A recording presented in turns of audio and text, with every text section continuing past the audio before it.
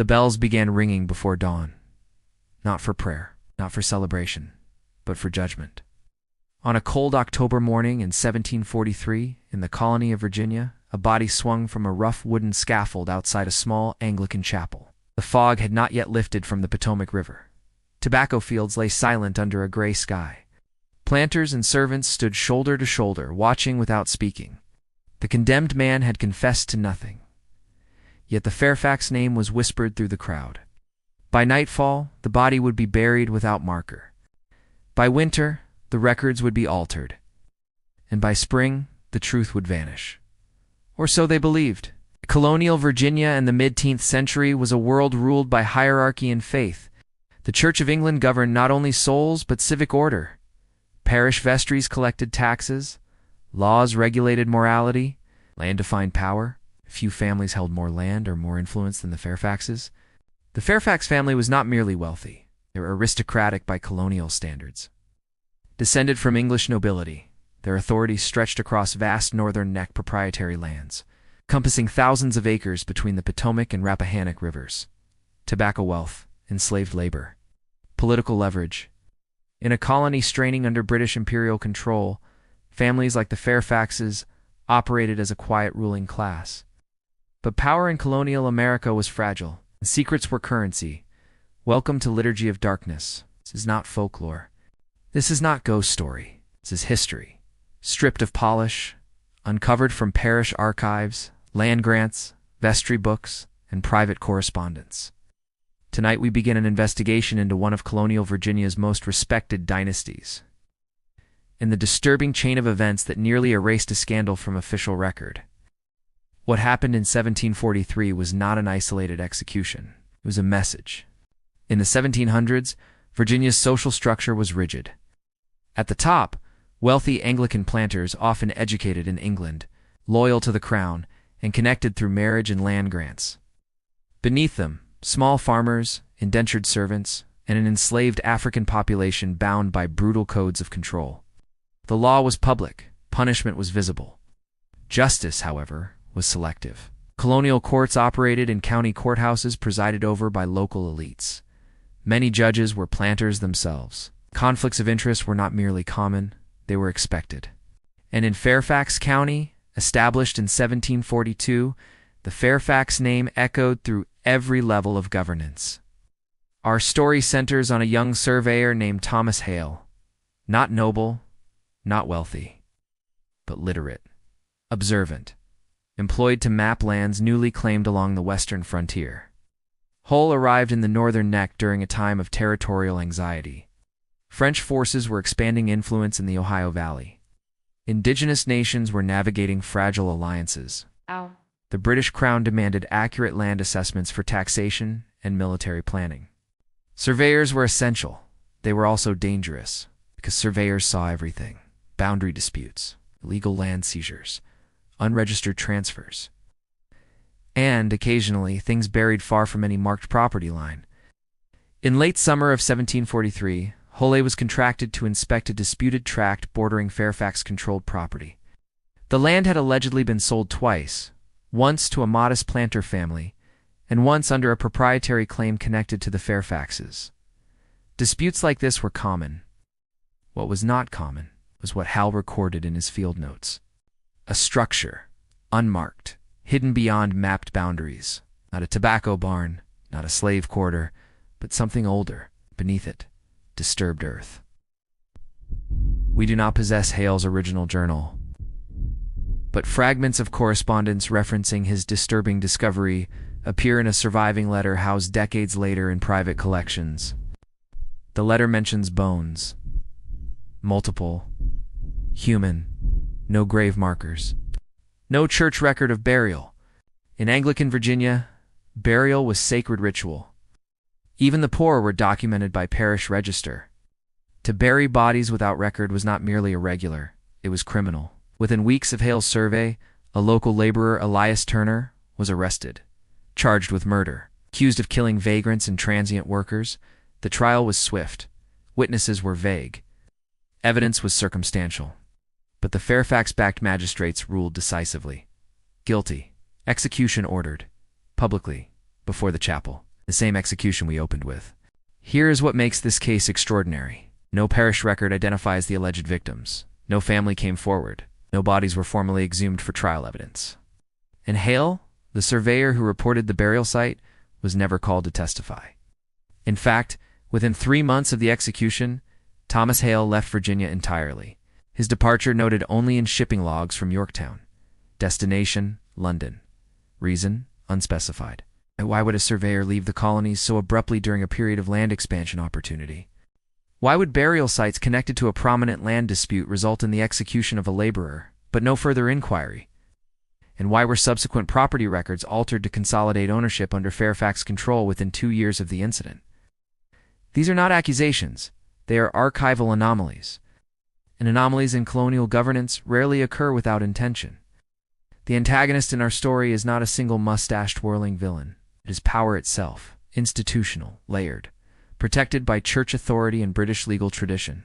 But there was also an individual figure emerging in private letters of the era, a Fairfax patriarch known for strict discipline and territorial ambition. A man described as unyielding in matters of estate and honor. His name appears repeatedly in vestry minutes surrounding the 1743 proceedings. Yet his direct involvement remains officially absent. The record is careful. Too careful. To understand the stakes, we must remember the political climate of 1740s Virginia. Tensions with France were intensifying. The Crown was monitoring colonial revenue. Land speculation was rampant. Proprietary claims were challenged successfully. Entire fortunes could collapse. And public scandal, especially involving illegal burial or violent suppression, could invite royal investigation. An investigation that might strip authority from colonial elites. Silence, therefore, was survival.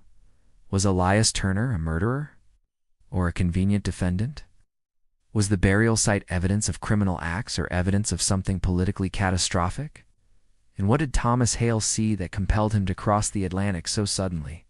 The truth lies not in a single dramatic confession. It lies in patterns, altered land deeds, missing testimony, clergy silence, and the quiet expansion of Fairfax holdings immediately following the execution. History remembers the Fairfax family as influential patrons of early American society. Their estates shaped regional politics, their legacy intertwined with figures who would later become architects of revolution. But long before independence, before declarations, before liberty became a battle cry, there was an execution at dawn, and bones beneath contested soil. At Liturgy of Darkness, we do not rush to verdicts. We examine what history preserved and what it tried to forget. Every parish ledger entry, every erased boundary line, every name crossed out in fading ink. Because sometimes the most revealing story is not what is written, but what is missing. In Part 2, we will follow Thomas Hale's journey to London and uncover correspondence that suggests pressure from unexpected quarters. We will examine colonial burial law in detail. We will analyze property transfers tied to the Fairfax estate between 1743 and 1750, and we will confront a question that lingers like morning fog over the Potomac. If the execution silenced a crime, what crime required such careful silence? You're watching Liturgy of Darkness, where we uncover the hidden sins buried beneath history's sacred walls. If this investigation unsettled you, if it made you question the official version of colonial virtue, then like this video. Subscribe to the channel. Share it with someone who believes history is always honest. And tell me in the comments, do you think justice in colonial America protected the innocent or protected power? Because the deeper we dig into the Fairfax records, the darker the soil becomes. London, winter of 1744. The Thames was iron gray beneath a sky thick with coal smoke. Ships from Virginia unloaded tobacco hogsheads along the docks at Wapping, their wooden hulls still salted from Atlantic winds. Merchants barked orders. Clerks tallied manifests with ink-stained fingers. And somewhere in the city's dense labyrinth of alleys, Thomas Hale kept his head down. He'd arrived quietly. No announcement. No farewell from Virginia. Only a name entered in a shipping log at Yorktown and a berth purchased with coin that exceeded a surveyor's typical wage. In London, Hale was not a frontier mapper. He was a man carrying knowledge, your knowledge that could ruin powerful interests on both sides of the Atlantic. I'll understand what Hale carried with him. We must return to Virginia. Mid-8th century Virginia was an agricultural empire built on tobacco. The crop exhausted soil quickly, forcing planters to expand westward. Expansion required surveys. Surveys required documentation. Documentation determined ownership. Ownership determined power. And power in colonial Virginia flowed through Anglican parish networks and proprietary land grants. The Church of England was not merely a spiritual authority, it was administrative. Parish vestries levied taxes, managed poor relief, and oversaw moral conduct. Vestrymen were drawn from elite planter families. The Fairfax name appeared frequently in those vestry rolls. Religion and governance were intertwined. Confession could be spiritual or strategic. Fairfax County had been formally established in 1742, carved from Prince William County. Courthouses were modest brick structures, often positioned near Anglican churches. Inside, cases of debt, land disputes, and moral transgressions were heard in public. But private conversations shaped outcomes long before gavels struck wood. County elites dined together. They married into each other's families. They shared pews beneath high wooden ceilings, listening to sermons that reinforced hierarchy as divine order. In such a world, reputation was currency, and scandal was threat. Old had understood land. He understood measurement, chains, compass bearings, and plats drawn in precise ink. He did not understand, at least not initially, the architecture of silence. When he surveyed the contested tract bordering Fairfax holdings, he followed procedure. He noted tree blazes marking boundaries. He measured distances between river bends. He recorded topography. Then he found the structure, small, timbered, unregistered. Its foundation stones were older than surrounding farm buildings. There were no windows, only narrow slits cut into thick plank walls. Beneath it, the soil was loose, recently disturbed. Virginia burial practices were structured and documented.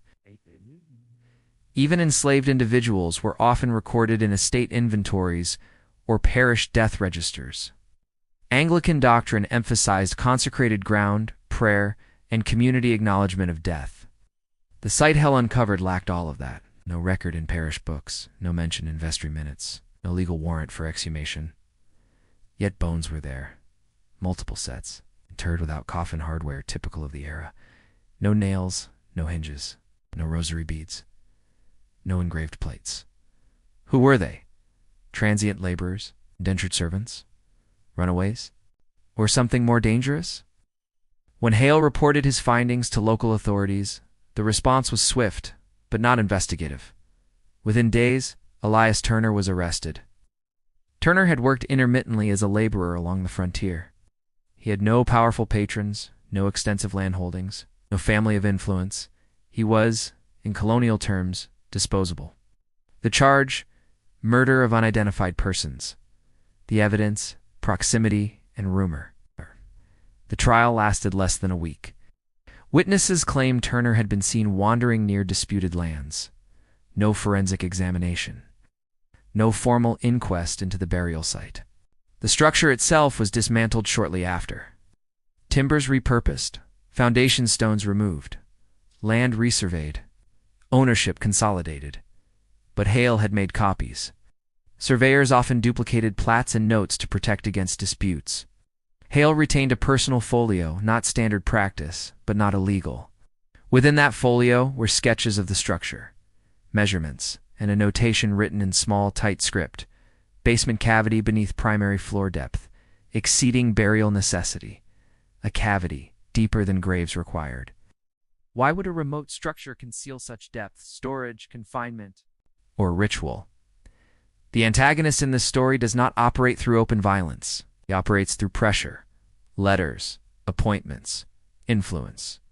The Fairfax patriarch, whose authority, stretched from Virginia to London, was known for meticulous estate management. His correspondences reveal a mind concerned with land integrity, inheritance lines, and proprietary rights granted by the Crown.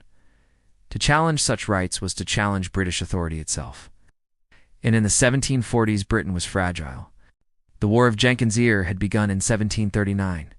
Colonial resources were being siphoned into imperial conflict with Spain. Rumors of French maneuvering in the Ohio Valley increased anxiety among colonial elites. Unity was essential. Scandal was dangerous. A public revelation that land controlled by one of Virginia's most powerful families, concealed illegal burials, could destabilize confidence in proprietary governance. Confidence affected investment. Investment affected imperial stability.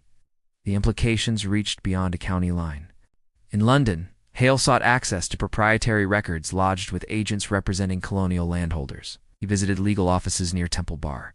He requested archived maps of the Northern Neck proprietary. Clerks were polite, then distant.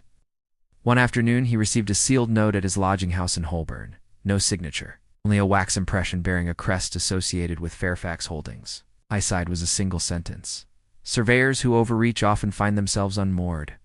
A warning, subtle, untraceable, but unmistakable. Hal began to question himself. Had he misunderstood what he saw? Were the bones remnants of disease victims, buried hastily during an outbreak? Smallpox outbreaks were common in colonial America. Epidemics could overwhelm parish record-keeping. Yet no outbreak was documented in Fairfax County during that season. And why hide epidemic burials on contested land rather than established churchyards? The questions eroded his sleep. He wrote letters cautiously worded to a former acquaintance in Williamsburg, inquiring about vestry proceedings following Turner's execution. The response took months. When it arrived, it contained little information. Only this line: "Records amended to reflect full legal closure." Amended, not completed. Amended. Architecture often reveals what documents conceal. In reviewing sketches from memory, Hal recalled something else. The structure's interior walls bore scratch marks, parallel, vertical, too deliberate to be accidental. He had dismissed them at the time as tool damage, but paired with a deep cavity beneath the floor, the possibility shifted. Was the building a holding space? Unauthorized detention? Virginia law allowed for temporary confinement of suspected criminals before trial. But such confinement occurred in county jails, small brick structures near courthouses, not in remote wooden outbuildings on disputed land. Who would authorize private detention, and for what purpose? Meanwhile, back in Virginia, property transfers continued. Between 1743 and 1746, several adjacent tracts were quietly absorbed into Fairfax-controlled holdings. Debts were called in, mortgages defaulted. Smaller planters relocated westward. Consolidation strengthened the estate. Economic pressure silenced complaint. In Anglican sermons of the period, obedience to earthly authority was preached as a reflection of divine hierarchy. Social order mirrored heavenly order. To question a vestryman was to question God's appointed structure. Faith became insulation. Hale's internal struggle intensified. Expose what he suspected and risk imprisonment or ruin, or remain silent and become complicit. He visited St. Paul's Cathedral one evening, not for worship but for solitude.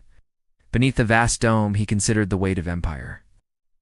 Britain governed colonies through distance, delegation, and trust in landed elites. If that trust fractured, the consequences could ripple outward. Was truth worth destabilization? Was justice for unidentified bones worth imperial scandal? Was conscience battled pragmatism? Then came the coded letter. It arrived folded inside a pamphlet about colonial trade tariffs. The handwriting was familiar from one of the few Virginia clerks Hale had trusted. The message appeared mundane at first, commentary on tobacco prices and shipping delays, but certain letters were slightly raised, marked faintly with ink dots. Hale traced them. They formed a phrase: "Look to vestry renovations." Vestry renovations? He thought back. In late 1743, shortly after Turner's execution, the parish church near the burial site underwent foundation repairs funded partially by estate contributions. Foundation repairs? He searched London archives for architectural requests tied to colonial parishes. Repairs requiring imported materials were often documented, and there it was: a requisition for additional stonework. Dimensions larger than necessary for simple reinforcement. Why would a modest Virginia parish require substantial stone delivery following a scandal? Unless something had been relocated. If bones were removed from the contested tract, where would they go? The most untouchable ground in colonial society. Consecrated church soil, hidden beneath expansion, protected by sanctity, protected by belief. The realization chilled him. If remains had been transferred into church foundations, no one would question their presence. Disturbing church foundation stones would be sacrilege. Investigation would halt at the threshold of reverence. Power shielded by piety. Hale compared dates. Execution. October 1743. Structure dismantled. November. Church foundation repairs authorized. December. Stone shipments recorded in January 1744. Timeline aligned to precisely. This was no coincidence. It was choreography. But suspicion required proof, and proof required return. Hole understood then that London would offer no salvation. Proprietary agents protected interests. British officials prioritized colonial stability. The truth lay buried in Virginia, literally. He booked passage back across the Atlantic under a different name, not Thomas Hale, but T. Hall. Subtle, enough to evade casual notice. Before departure, he visited one final archive, a private collection of estate correspondence held by a minor noble sympathetic to reformist causes. Among letters discussing land disputes and colonial revenue, one passage stopped him cold. Written by the Fairfax patriarch months after Turner's execution, order restored. Your matter beneath the timber is secured within sacred bounds. Let no further agitation arise. Beneath the timber, secured within sacred bounds, the words confirmed his worst fear. The bones had not been misidentified criminals. They had been moved, sanctified, hidden under the authority of God's house. As Hale boarded the ship bound for Virginia, Atlantic winds sharp against his face, he carried more than suspicion. He carried intent. He would stand again on that parish ground. He would measure stonework. He would test soil beneath foundation edges. If what he believed proved true, the scandal would not merely stain a family, would expose a system. A fusion of land, church, and law, capable of rewriting death itself. Weeks later, as the Virginia coastline emerged through morning mist, Hale felt the weight of the era press upon him. Colonial America stood on the brink of upheaval. Imperial wars loomed. Whispers of independence flickered in taverns. But beneath those grand narratives lay something older. Control, fear, silence. He stepped onto the dock at Yorktown unnoticed. The church bells rang in the distance, calling parishioners to prayer, or perhaps to something else. The next morning, under pretense of casual visit, Hale approached the parish church, whose foundation had been repaired. Brick walls stood modest but solid. Stonework along the eastern foundation appeared newer than surrounding masonry. Mortar colors slightly different, stone blocks larger. He knelt beside the foundation edge, pretending to tie his boot. He pressed his fingers into soil where rain had softened earth. The ground felt uneven, hollow. He withdrew a small metal probe from his coat, a surveyor's instrument. Carefully, subtly, he pressed it into the soil near the foundation seam. The rod slid deeper than expected, deeper until it struck something resistant. It's not stone, not brick, but wood. Wood beneath stone. And as he withdrew the probe, it carried with it a fragment, splinter, darkened, old, and stained, not by soil, but by something that once had been red. A church foundation built over timber, timber built over a cavity large enough to conceal what once lay beneath a contested tract. The discovery did not merely suggest corruption, it proved orchestration. The bones had been moved. Hidden beneath sacred ground, protected by faith, and guarded by power. Everything Hall believed about justice in Virginia shifted in that moment. This was no isolated cover-up. It was structural, engineered, sanctified, and now he stood alone with knowledge, capable of shattering the illusion of colonial righteousness. The ground beneath the church was not stable. It was built on silence, and silence was about to break. Thomas Hale did not sleep that night. The splinter lay on the small wooden desk in his rented room, wrapped in cloth. He had scraped it clean by candlelight. Stain remained, dark, absorbed deep into the grain. What preserved beneath a church foundation should not carry such color, but this did, and he could not unsee it. Outside, the Virginia night was quiet, too quiet. No carriage wheels, no tavern laughter. Only wind sliding across brick and timber. Hale blew out the candle and waited. He did not know what he was waiting for. But something in his bones told him the moment he pressed that probe into sacred ground, he had been seen. In colonial Virginia, Privacy was an illusion. Servants carried gossip between households. Clergy reported disturbances to vestrymen. Landowners employed overseers not only to manage crops, but to observe. Observation was currency. And Hale had just disturbed something buried beneath power. The following morning, he returned to the churchyard in daylight. He expected quiet. Instead, he found two men near the eastern wall. Not parishioners, not clergy. Their boots were heavy with red clay. Their coats well-tailored but plain. They stood too still, as if waiting. When Hale approached, one of them glanced down at the soil seam where the probe had entered. The earth had been smoothed overnight, freshly pressed. The subtle indentation gone, erased. The man smiled, not warmly, but knowingly. And then they walked away. Hale felt it then, the shift. He was no longer an observer. He was being observed. He altered his routine. No direct paths, no repeated patterns. He visited taverns in neighboring parishes, rather than those nearest the church, avoided speaking the Fairfax name aloud. He carried no notes on his person. Everything memorized, everything internal. Because if his room were searched, and he now believed it would be, there could be nothing to find. On the third night after his return, he woke to a sound, not loud, out, but deliberate. A footstep on wooden stairs outside his lodging, slow, measured, stopping just before his door. He held his breath. The latch did not move. But something slid beneath the door. Paper, then the footsteps retreated. He waited an hour before lighting a candle. The paper was folded twice. No wax seal, no signature. Only 3 words written in careful ink. Who had known enough to direct him toward vestry renovations? Was that correspondent still alive? Or had they too fallen silent? Colonial communication was fragile. Letters crossed the Atlantic slowly, and sometimes never arrived at all. What if the clerk who warned him had been discovered? What if silence now meant something final? Then came the illness. Sudden, unexplained.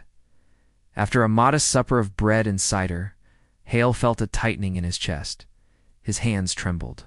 Sweat gathered at his temples despite the cool night air. He dismissed it as nerves, till the nausea began. Sharp, persistent. Food spoilage was common in the colonies. But the timing pressed against his thoughts like a bruise. He had probed sacred ground. He had drawn attention. Now his body had rebelled. Later that afternoon, he visited the apothecary. Cautious man, neutral in local disputes. Hale described his symptoms.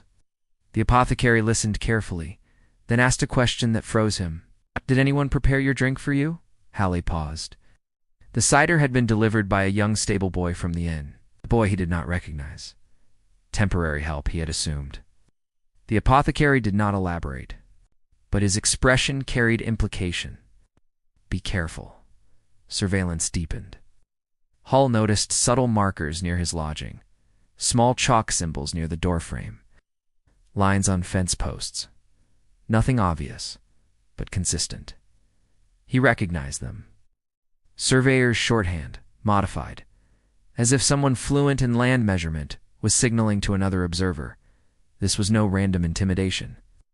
This was organized, methodical. He began mapping the watchers as he once mapped land. Time, position, frequency. 2 men near the church at dawn. 1 older man seated near the tavern window most evenings. A carriage passing slowly each afternoon along the main road. He sketched mental diagrams. Patterns emerged. It was being encircled, not attacked. Encircled.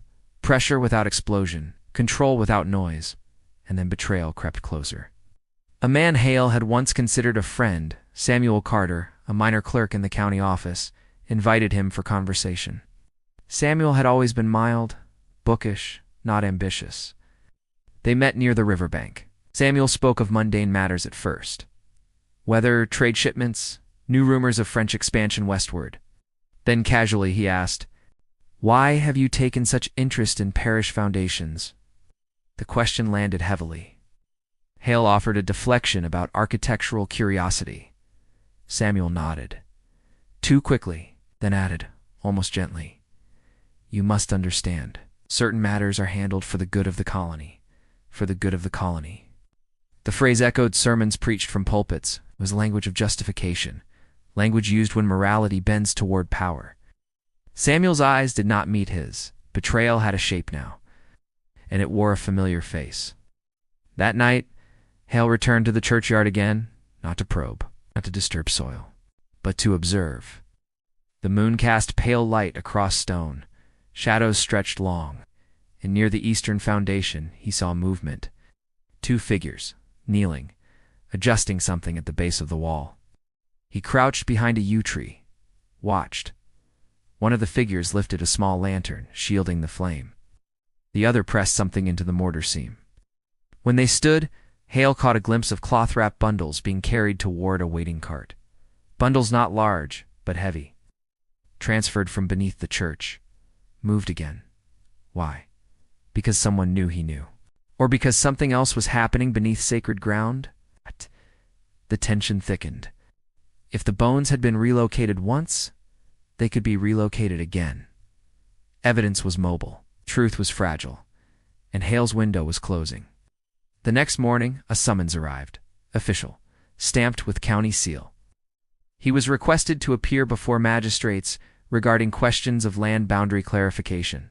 A pretext. Land boundaries were the oldest trick in colonial governance. Summon under legitimacy, silence under authority.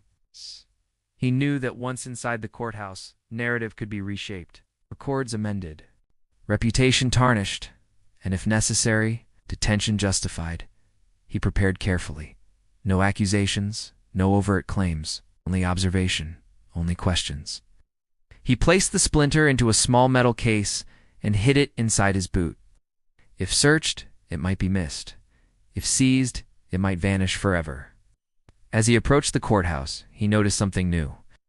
A carriage bearing the Fairfax crest stood outside, polished, deliberate.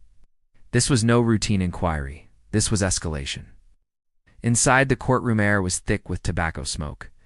Magistrates seated behind wooden bench. Clergy present. Samuel Carter among clerks, avoiding eye contact. The Fairfax patriarch was not present, but his influence filled the room like invisible architecture. One magistrate leaned forward. "We have received reports," he began calmly, "that you have been disturbing parish property." Disturbing parish property. Language of transgression. Language that could transform investigation into sacrilege. Hale felt the room's gaze tighten around him. He chose restraint. "I observed irregular foundation work," he replied evenly. "As a surveyor, I note structural concerns."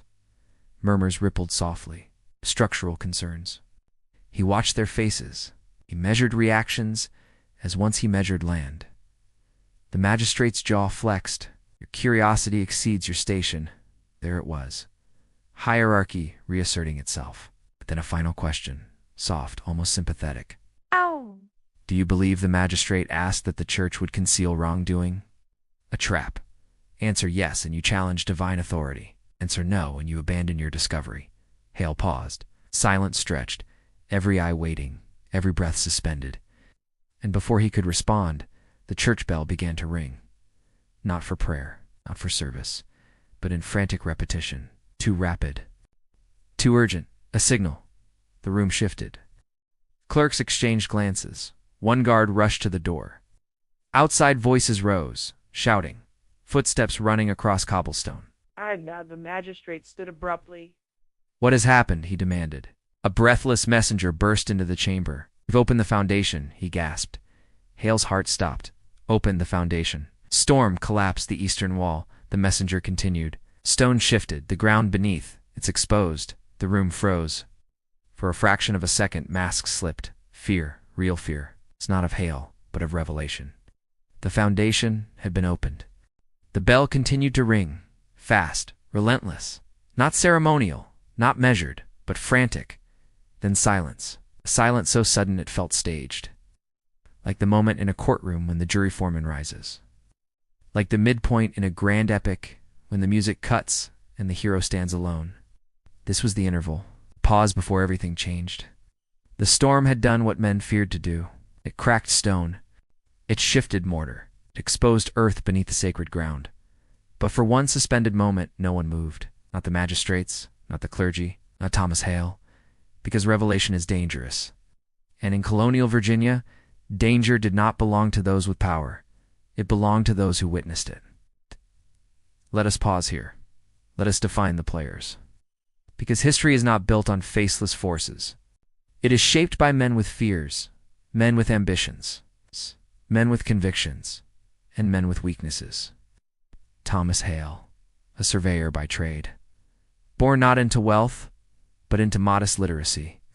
Raised in a small Anglican household that believed law and God walked side by side, he believed in lines, clear boundaries, measured truth. Land did not lie, compass needles did not bend to reputation. His strength was observation. His weakness was isolation. He had no estate to shield him, no powerful surname to absorb scandal, only his skill, only his conscience. And conscience is a fragile defense against empire. Hale's moral conflict was not simple. He did not seek revolution. He was not an anarchist. He believed in order, in British governance, in the crown's authority over chaos.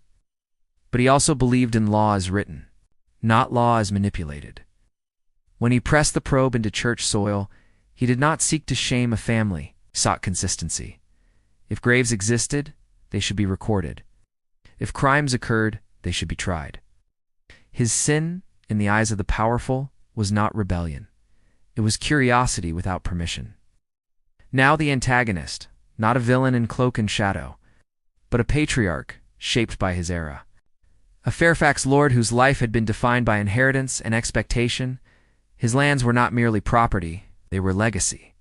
A trust granted by royal charter. A system built upon hierarchy. He believed deeply in order, not cruelty. Order. He saw the colony as fragile, threatened by foreign powers, threatened by debt, threatened by internal weakness. Scandal to him was not moral failure. It was destabilization. If a burial site threatened proprietary rights, if rumors risked crown inquiry, and silence was not corruption, it was preservation. He justified concealment as stewardship. He believed himself guardian of stability. And guardians in their own minds are righteous. It's his moral ambiguity. Was he hiding murder or protecting a system he believed necessary? Did he order bones moved to escape justice or to prevent land seizures that would collapse livelihoods dependent on his estate? History rarely offers clean edges. It's only overlapping shadows. And then there are the supporting figures. Samuel Carter is the clerk. Educated enough to see irregularities, but not powerful enough to challenge them. He had a family, children, a modest house purchased through Fairfax-backed loan. His loyalty was divided. Truth versus survival. He chose survival. Does that make him villain or victim? In colonial America, dissent had cost, and few could afford it. The apothecary, quiet, observant, he sensed poisoning without accusation. His livelihood depended on neutrality. He served planter and servant alike. He saw injustice daily, but spoke rarely. He represented the silent majority, aware, unwilling, afraid. Even the magistrates were not caricatures. They believed in divine hierarchy, an Anglican doctrine that placed authority as reflection of God's will. To admit church concealment would fracture faith itself.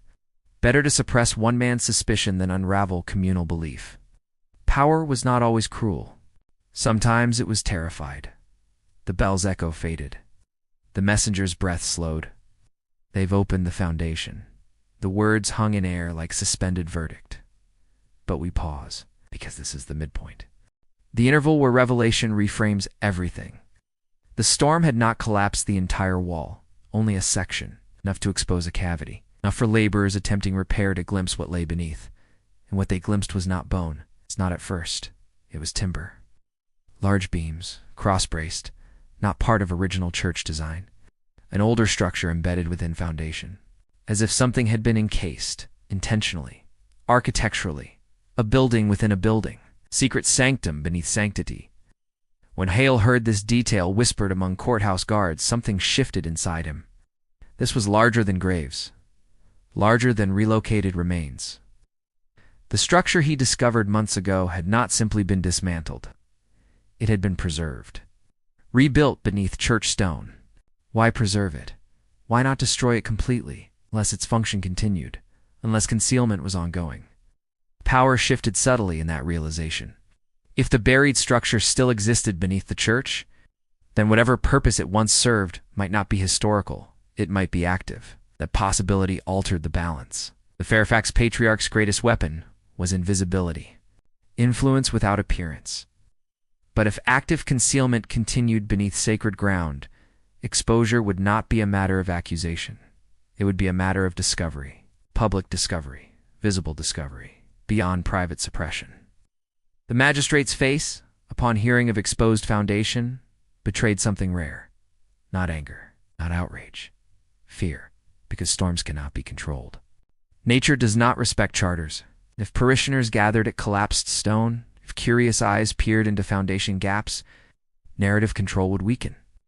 Hale felt the air in the courthouse change, like the stillness before monsoon rain. All eyes subtly recalibrated, no longer solely upon him, but outward, toward churchyard, toward risk. For the first time, Hale was not alone in uncertainty. Power shared his anxiety, and shared anxiety narrows distance between adversaries. But here is the revelation that shifts everything. As the magistrates whispered urgently among themselves, a second messenger arrived, older, gravely composed. He carried not panic, but document, a sealed letter bearing Fairfax crest, delivered not to the room, directly to the presiding magistrate, private. The seal broken discreetly. The message read in silence, and then the magistrate's posture changed, not fearful, resolved. He cleared his throat, announced calmly, "The matter beneath the foundation concerns prior architectural reinforcements. No remains have been discovered. The parish will manage repairs without interference. No remains discovered." A declaration issued before inspection concluded, before inquiry began, before evidence confirmed.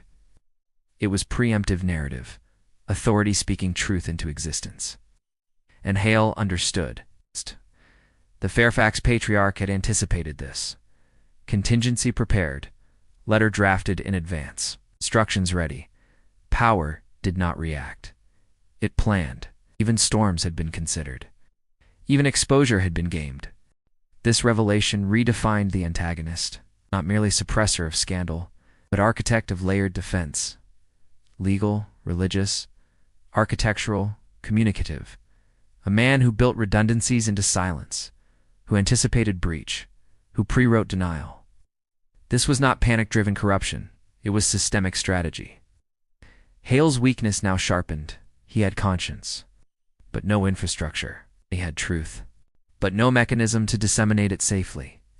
To challenge such a system required more than evidence. It required courage beyond personal preservation, and perhaps sacrifice. The interval stretched. The courtroom emptied slowly. No arrests. No confrontation. Just controlled dispersal. It's like actors exiting stage after dramatic pause. But the performance was not over. It had only deepened. Outside, parishioners gathered near churchyard. Whispers rippled. But workers already positioned themselves strategically around the collapsed section. Access restricted. Stone quickly repositioned. Tarps drawn. Public view narrowed. Narrative contained. Efficiency spoke of rehearsal. Hale stood at edge of crowd, unseen, listening. A woman nearby murmured, "They say the foundation was hollow." Her husband replied, "Storms reveal nothing God does not permit. Faith absorbing anomaly. Belief stabilizing fracture." This was the antagonist's greatest ally, conviction, not fear. Samuel Carter approached quietly, voice low. "You must let this go." It was not threat. It was plea. "You do not understand how far this reaches." Hale studied him, then helped me understand. Samuel's eyes glistened. "You think this is about bones?" Pause. "It is about land titles stretching back decades, about royal charters, about debts secured through inheritance. If proprietary claims are invalidated, entire families collapse." There it was. If original land acquisition was tied to unlawful removal or concealment, if buried structure predated legitimate transfer, then exposing it could unravel ownership itself. Property rights, inheritance lines, fortunes. This was not merely murder. It was foundation fraud. On a colonial scale, power had shifted. not publicly, but internally. Hale now understood scope, and understanding is leverage. The antagonist protected not reputation alone, but empire economics. The bones were symptom, structure was mechanism. The church foundation was vault, containing proof of land misappropriation that could shatter proprietary legitimacy. Silence returned to churchyard as repairs continued. Tarps concealed cavity, stone relayed, mortar smoothed, history resealed. But Hale knew the truth had already surfaced. He had seen fear in magistrates' eyes. He had seen contingency letter. He had seen structural preservation. And he had learned motive. This was no local corruption. It was systemic preservation of economic empire. The interval ends not with explosion, but with clarity. Clarity is more dangerous because clarity demands choice. Hale stood at the edge of sacred ground as dusk settled, church bell silent now. Wind brushing against brick. He could walk away, return to quiet surveying, live modestly, survive. Or he could force exposure, not privately, not subtly, but publicly, through channels that bypassed colonial control. London Press, Crown Inquiry, petition to Parliament. He would be labeled traitor, instigator, perhaps worse, but silence would end. He removed the metal case from his boot, opened it, studied the stained splinter. Proof small, but tangible. He looked toward the church foundation, then toward the road leading east, toward ships, toward empire. His breath steadied. The courtroom silence before verdict had passed. Decision remained, and Thomas Hale made one. He would not whisper. He would not negotiate. He would go beyond Virginia, beyond Fairfax influence, beyond colonial containment. He would carry the truth to the very authority the patriarch sought to protect. And in doing so, he would ignite something far larger than a burial scandal. He would challenge the foundation of power itself. The interval was over. The decision was made. But decisions in colonial Virginia did not unfold quietly. They echoed, and echoes draw attention. Within 3 days of the storm, the parish announced a special Sunday sermon. Mandatory attendance. All landholders, all tenants, all servants permitted to stand in the rear gallery. The notice was nailed to the courthouse door and read aloud in the marketplace. The message was simple. Unity under God preserves the colony. No mention of the collapsed foundation. No mention of repairs. But everyone knew, in small communities, silence is louder than accusation. The church filled beyond capacity. Brick walls trapping humid air. Wooden pews creaking underweight. Candles flickering in iron sconces. Thomas Hale stood at the back, not hidden, conspicuous. Just present, watching, listening, the minister, Reverend Josiah Whitcomb, ascended the pulpit slowly. He was not a political man by nature. His sermons usually concerned humility, obedience, sin, and harvest gratitude. But this sermon felt different, measured, prepared. He opened a Bible, worn soft by years of use, and read from Romans. Let every soul be subject unto the higher powers, for there is no power but of God. The verse hung heavy. The message was unmistakable. Authority equals divine order. Dissent equals rebellion against heaven. Hola felt eyes shift subtly toward him. No one accused him openly, but rumors had already begun. A surveyor asking too many questions. A man probing church foundations. A stranger returning from London with quiet intensity. In colonial society, reputation could unravel faster than evidence. The Reverend continued. He spoke of storms as tests of faith, of how God sometimes shakes foundations to strengthen belief.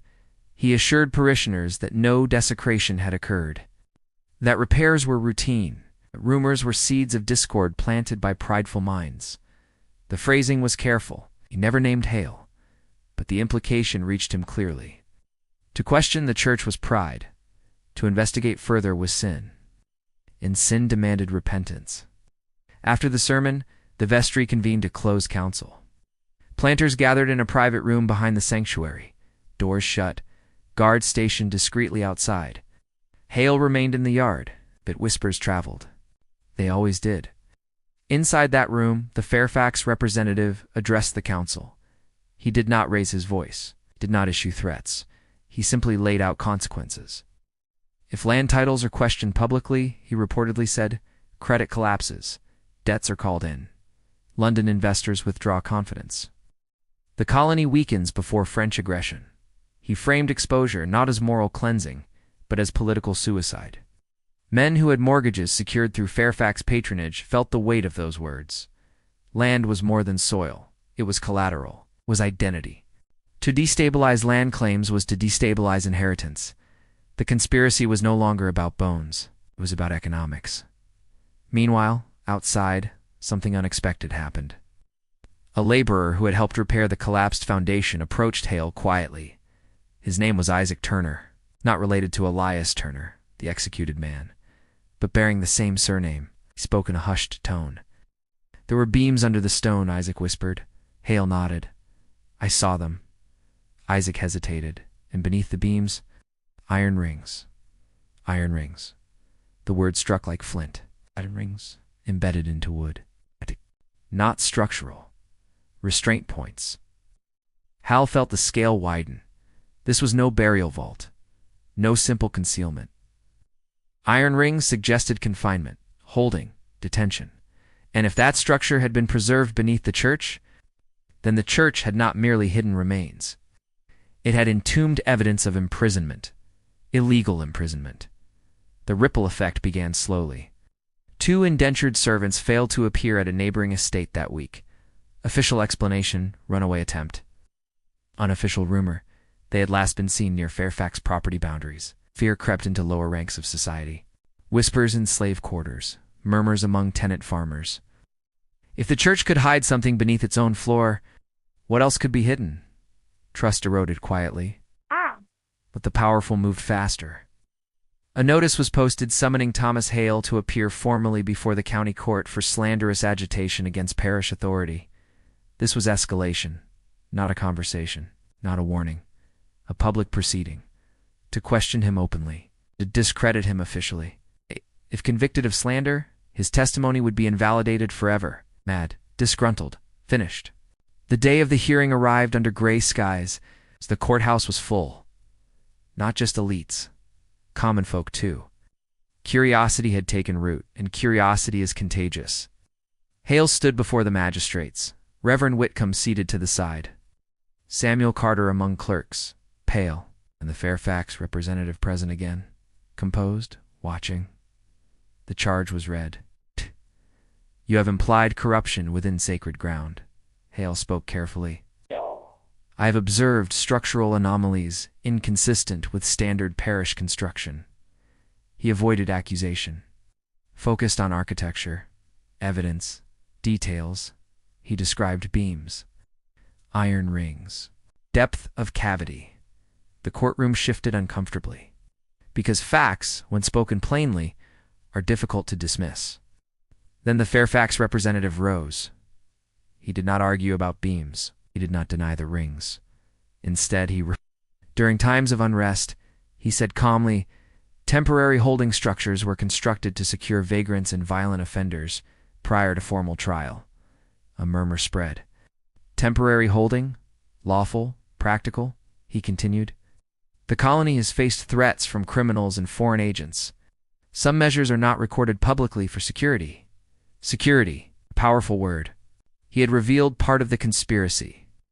Yes, there had been detention. Yes, beneath the timber. But he framed it as necessary. Lawful under emergency authority. Patriotic even. The audience absorbed this.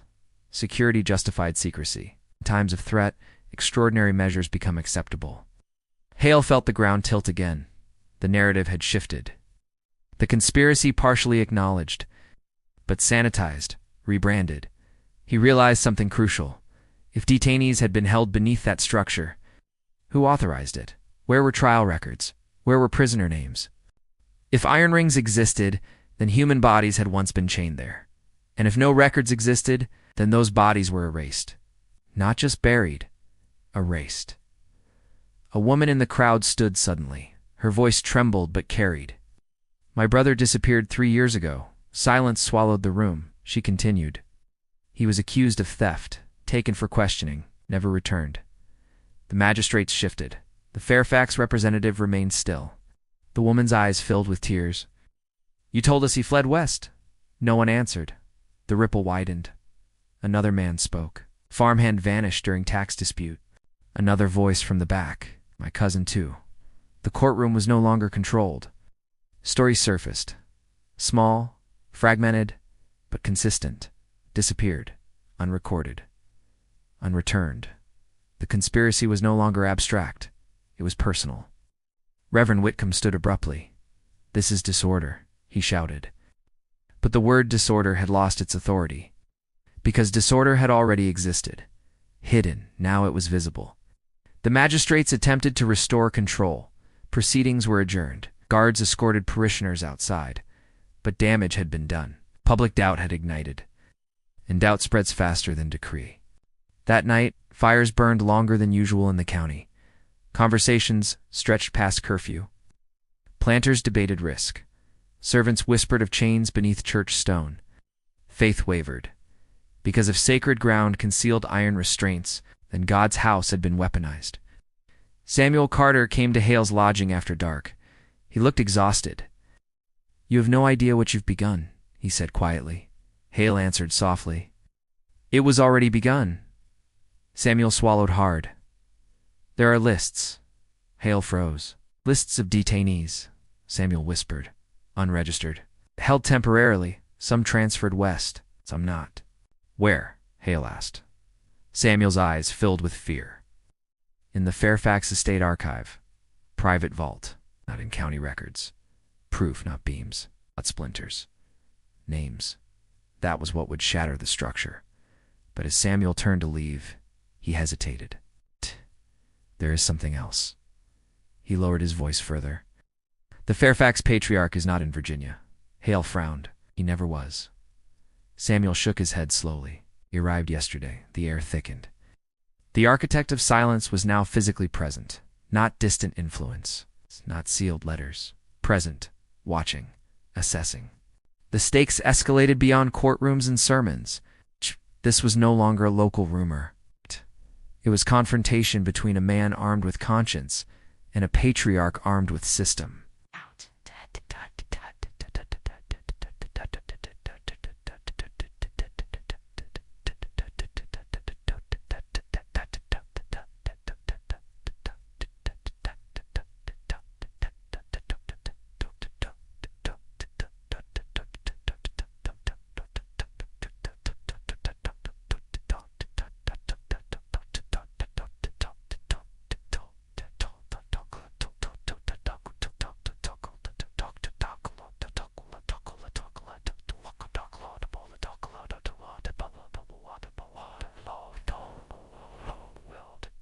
Investors in Williamsburg took note.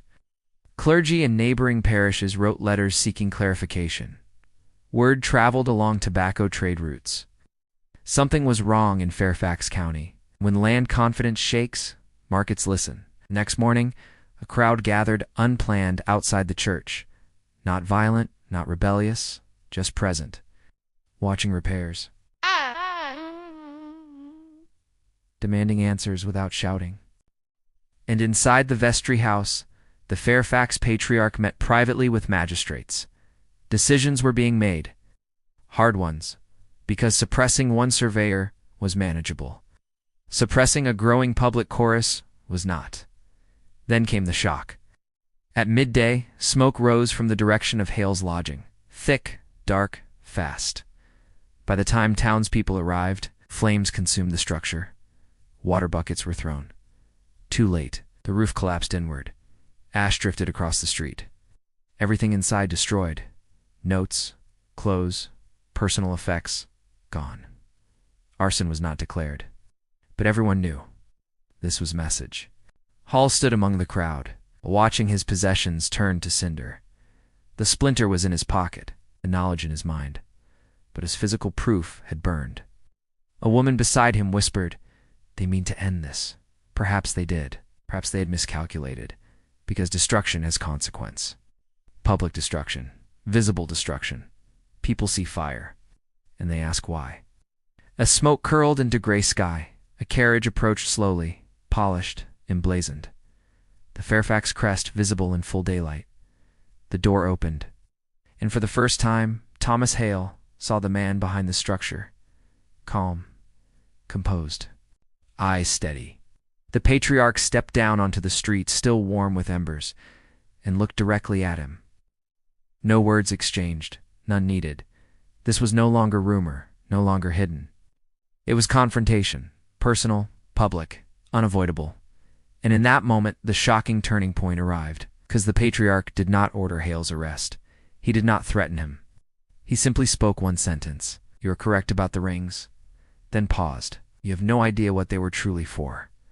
The carriage door closed, and the man who had built silence drove away, leaving Hale and the entire county suspended between truth and something far darker than they had imagined.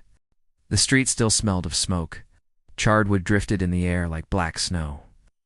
Thomas Hale stood before the ruins of his lodging, watching embers pulse beneath collapsed beams.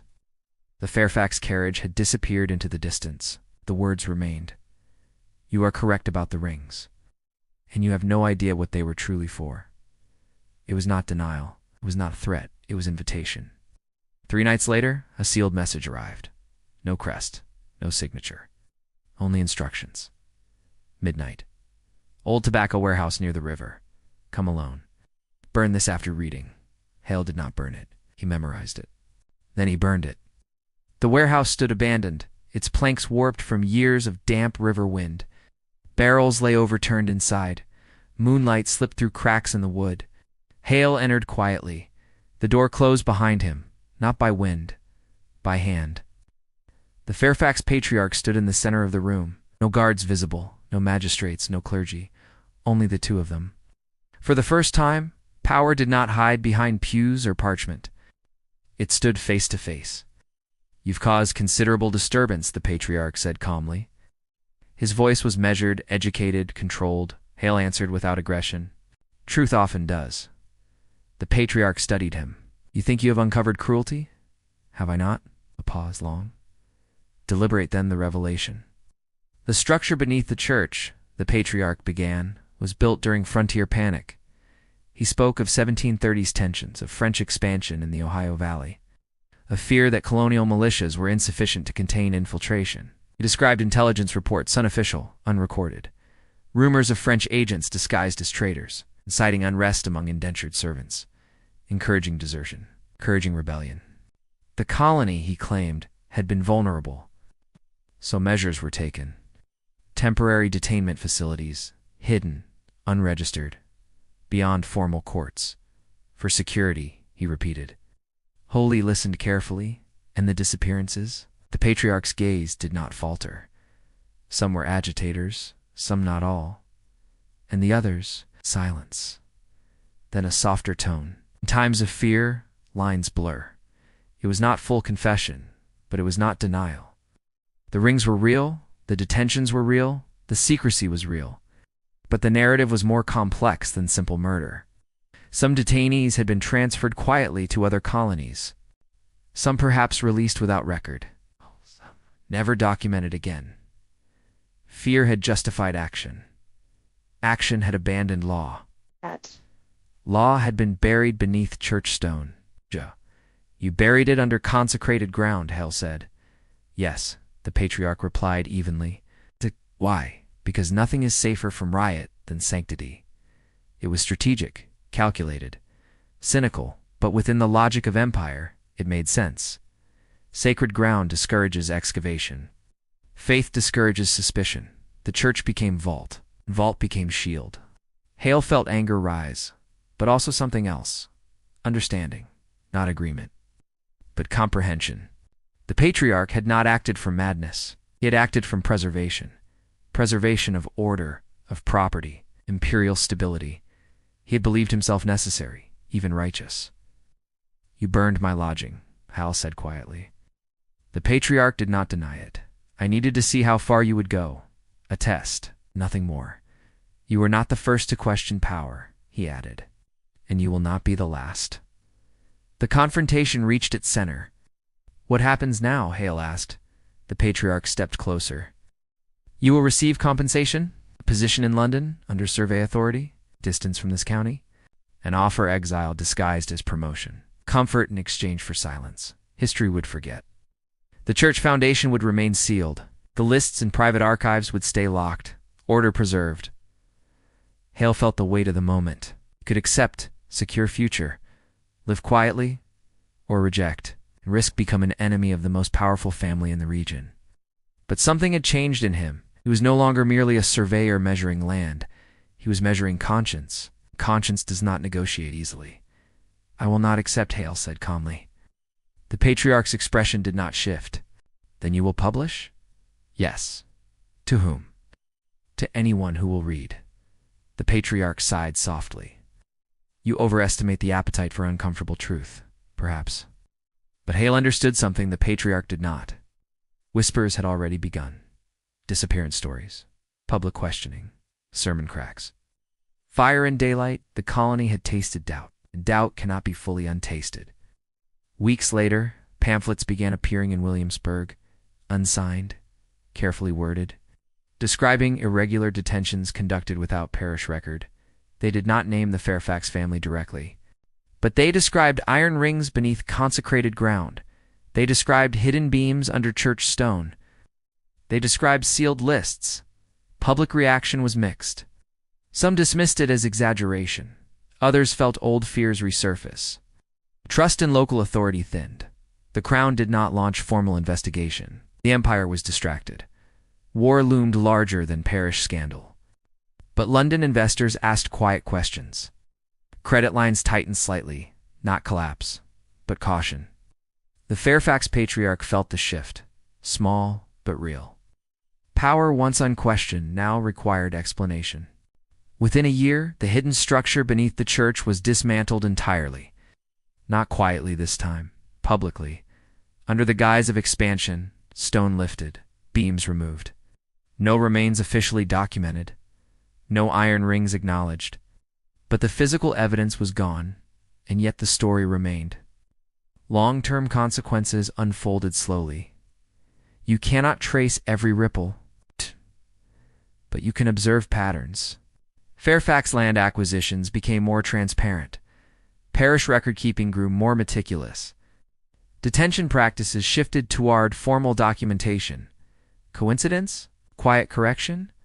History rarely credits whistleblowers, but it absorbs their pressure. Thomas Hale did not become famous. He did not topple empire. He did not destroy the Fairfax dynasty. The family continued to shape colonial society. Their influence persisted into revolutionary years. Their estates remained vast, their name respected. But beneath that respect lay a footnote, a whisper, memory of iron rings under sacred stone. As the American Revolution approached decades later, colonists would speak boldly about tyranny, about unlawful detention, about authority exceeding lawful bounds. Pamphlets would circulate condemning secret imprisonment. Committees would form demanding transparency. And somewhere in that intellectual climate, the memory of a small Virginia church foundation lingered. A quiet lesson. Power unchecked drifts towards secrecy. Faith without accountability becomes shield. And order, when protected too fiercely, can strangle justice. Thomas Hale aged quietly. He continued surveying, mapping land honestly, recording boundaries precisely. He never married. Some say he feared leaving legacy vulnerable to power. Others say he had given his life to a different inheritance. Truth. Measured, documented, guarded. The Fairfax patriarch died, respected, eulogized as steward of stability, his estate intact, his reputation largely preserved. But near the end, according to private correspondence, he wrote a single reflective line. History does not forget what men conceal. It only delays remembrance. Even he understood. Silence is temporary. The church still stands, renovated many times, foundation reinforced properly, no visible trace of hidden chamber. Visitors walk across polished floors unaware of what once lay beneath. Couples wed there. Prayers rise from the same ground that once concealed restraint. Faith continues, as it always does. But history beneath it shifts slightly. So what was truly buried beneath those foundations? Illegal detention? Imperial paranoia? Innocent lives erased? Or the fragile truth that even sacred institutions can be bent by fear? Perhaps it was all of these. Perhaps it was something worse, because the most dangerous burial is not bone. In the end, no dramatic execution closed this chapter. No courtroom confession echoed through halls. Only slow reckoning, incremental change. A surveyor's refusal to look away, and a powerful man forced to acknowledge the cost of concealment. History often presents itself as marble statues and heroic portraits. But beneath the stone, there are beams. And beneath the beams, there are rings. And beneath the rings, there are questions. Questions that do not fade with mortar. Questions that outlive sermons. Questions that follow power wherever it builds its foundations. Empires rise on land, land rests on earth. And earth remembers everything, even when men do not. Even when records burn. Even when sanctity is used as shield. The ground keeps its archive, silent, patient, waiting. This was not merely the story of a family, it was the story of a system, of faith intertwined with governance, of fear weaponized into secrecy, of one man who chose conscience over comfort, and of a colony forced to confront the cost of order without transparency. The church bell rings today, as it did then, measured, steady, calling the faithful, calling the curious, calling history back into memory.